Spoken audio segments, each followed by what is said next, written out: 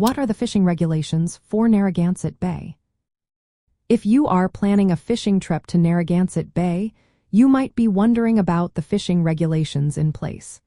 Understanding these rules is essential for a successful and responsible outing. Let's break down the key regulations you need to know. First, let's talk about size and possession limits. For summer flounder, you must catch fish that are at least 17 inches long. You can keep up to 2 of these fish. If you are targeting winter flounder, the minimum size is 12 inches, and you can possess 2 fish per day.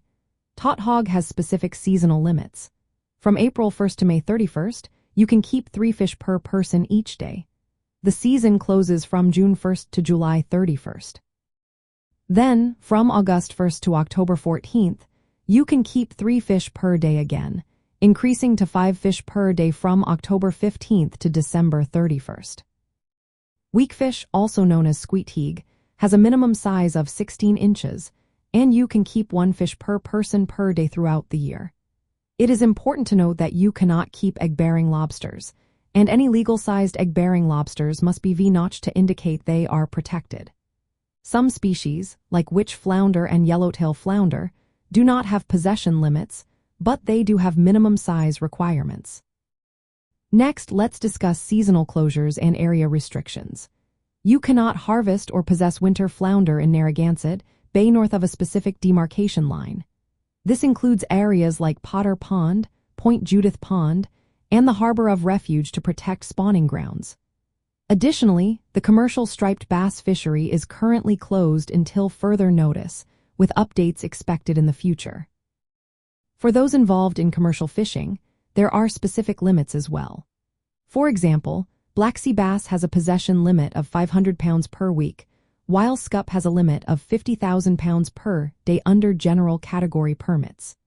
If you are targeting bluefin tuna, private vessels with the right permits can retain 1 fish between 27 inches and less than 73 inches starting July 1st, 2025.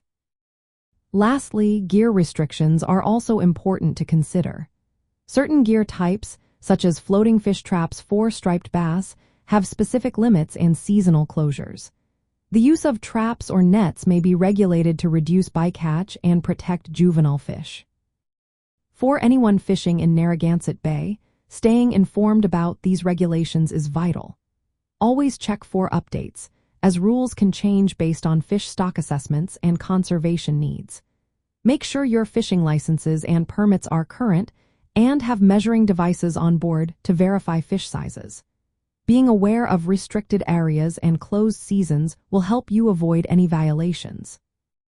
Following these regulations supports the health of fish populations and the overall marine ecosystem in Narragansett Bay.